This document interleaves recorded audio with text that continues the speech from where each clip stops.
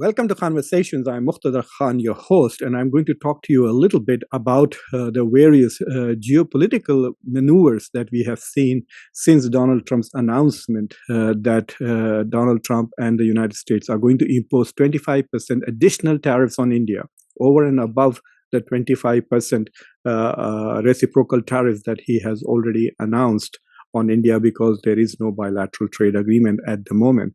And now he has added 25% more as penalties for India's continued to buy Russian oil. The argument is very simple. Donald Trump is totally frustrated that he's unable to pressure Vladimir Putin to essentially come to a ceasefire with Ukraine. And because he's not able to put that pressure, he hopes that by penalizing countries like India who are trading with Russia and have to some extent contributed for the Russian war economy to survive, he's hoping that will weaken the Russian economy and push Russia towards the negotiating table.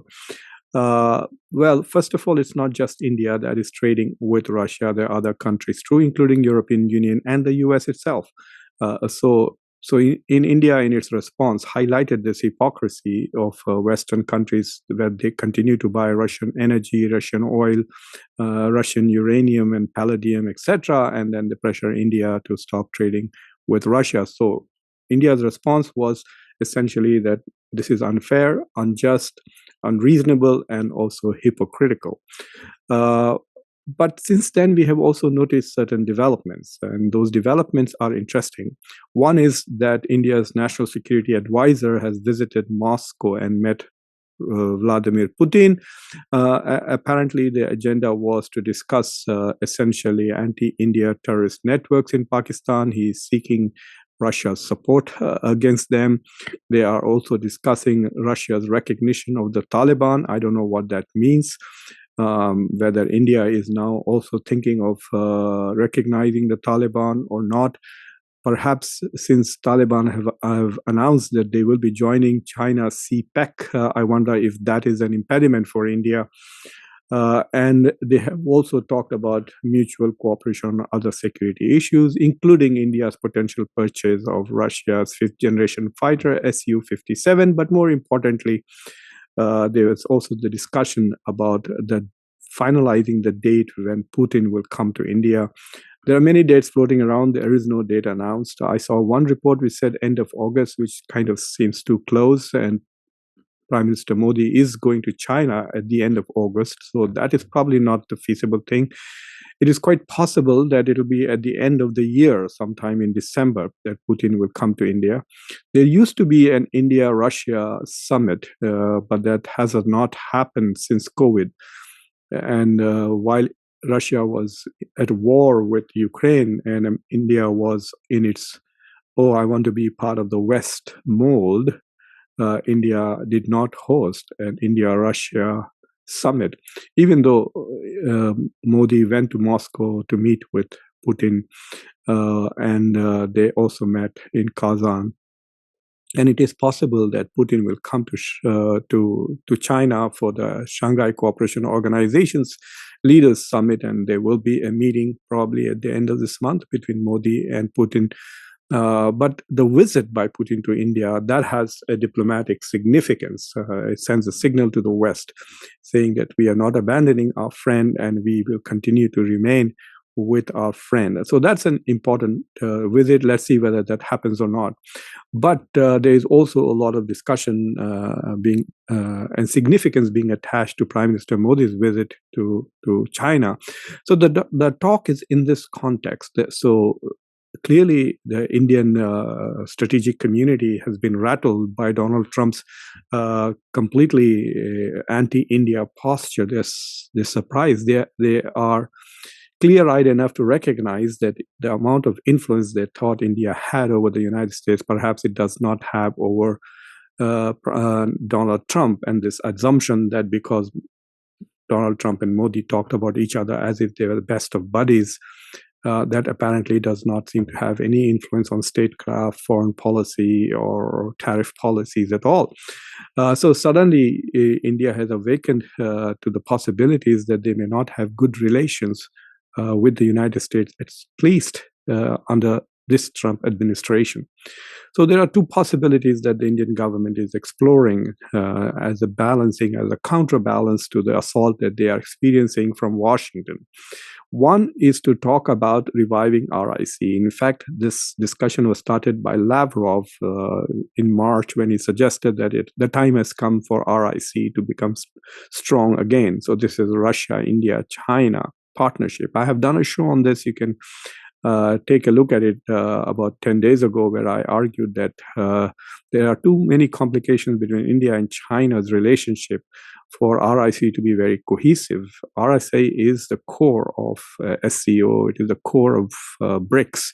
And in both SCO and BRICS, India has increasingly become an outlier, not even aligning with all the members of SCO. So, for example, India completely departed away from all the other members of SCO when Iran was attacked by US and Israel.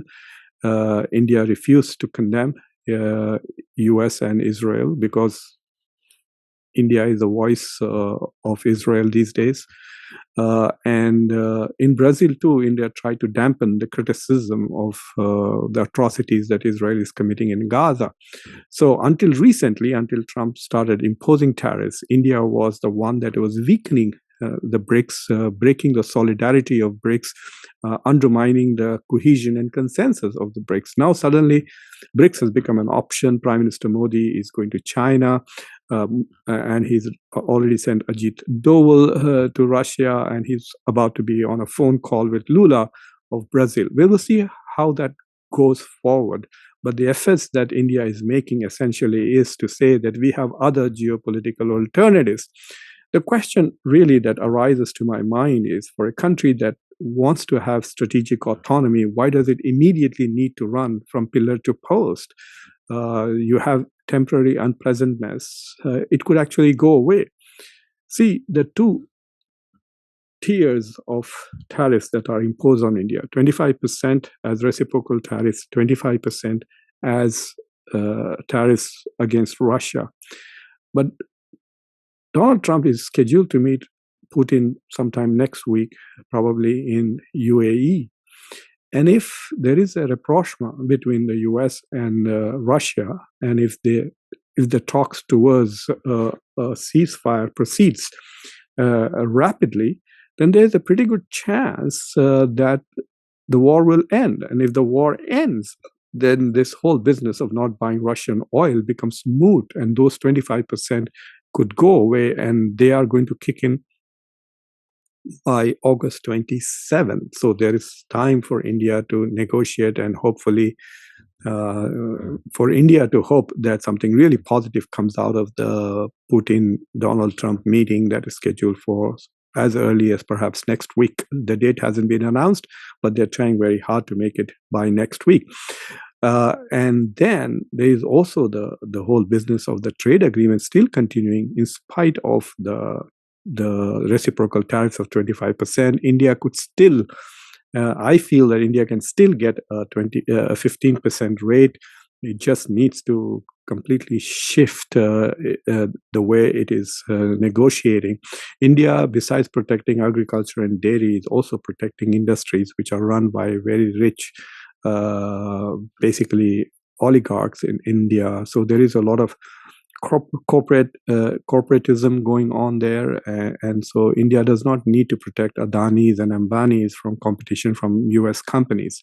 So India needs to revisit all the industries that it is protecting, and really ask, do we need to protect this? Is there an economic reason, or is there a political reason why we are protecting these industries? And I think India could come up with a plan which could be both beneficial to the deal itself and make its offer more lucrative for the US, but also benefit India itself and lead to much necessary reforms in the Indian economy.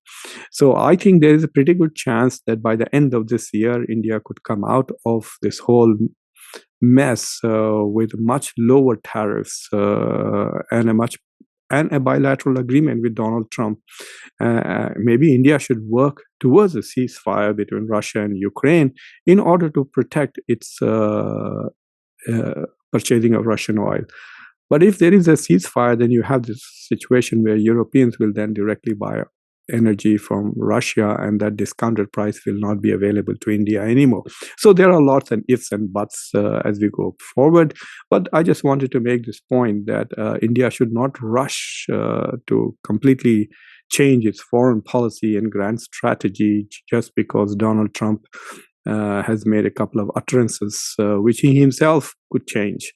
So yes, India can take into account the possibility of uncertainty while Donald Trump is president of the United States. I would recommend that they go slow in restructuring, because becoming part of RIC in a meaningful way will require India to make very significant concessions to China, and it's China's support and China's friendship is not going to come for free. And that is the point of this conversations. I hope you found it interesting and thought-provoking. So please subscribe to the channel, like this video, press the bell icon, and don't forget to share this video with your socio-political network. And until next time, I'm your host, Muqtedar Khan. Take care.